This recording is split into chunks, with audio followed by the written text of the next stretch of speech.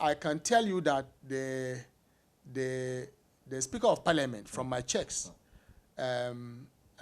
acting in consonance with Standing Order 66 of our standing orders, admitted the question, and once the question is admitted by Mr. Speaker, I have every reasonable grounds to believe that that question was communicated to the minister. Why the minister has not appeared before Parliament to answer, I don't know. Our standing orders that regulates our activities in Parliament requires ministers to appear before the House to answer questions not more than 3 weeks after the question has come to their notice. So I can understand why it will take a minister more than a year to come and answer a question. And so it only tells you that we have developed 2 sets of laws or rules and regulations. One set of laws for those we believe to be one of us or our appointees, and then another set of laws for those that we suspect or believe not to be with us. And that is not good for us as a country. But why are you raising the concern now? It's been over a year. Why now? At least the public would get to know that we are not being fair to ourselves, and that we seem to have 2 sets of rules, like I indicated earlier. When the matter was about Charlotte Osei, we were quick to activate Article 146. Today it's about someone, and no one wants to talk about it. That's not fair. And Are you accusing the Attorney General?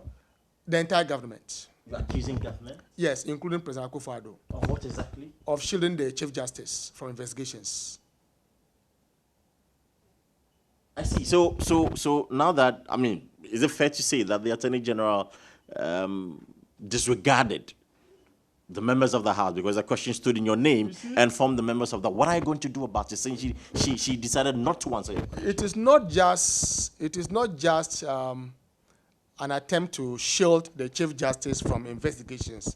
It is also a disregard and disrespect for the authority of Parliament.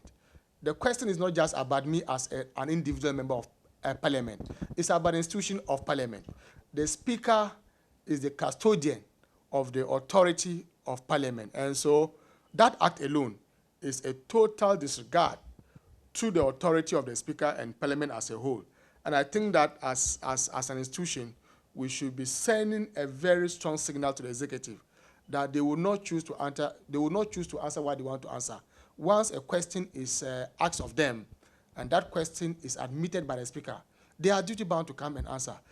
You don't answer to members of Parliament. You are answering to the nation, but using a Parliament as a forum. You want sanction for the minister? If Mr. Speaker deems it fit. That she sanction the minister for failing to answer the question? If the Speaker deems it fit, I think that it is only proper that ministers respect a Parliament as an institution. What kind of sanction would you prefer? That would be within the remit of the Speaker.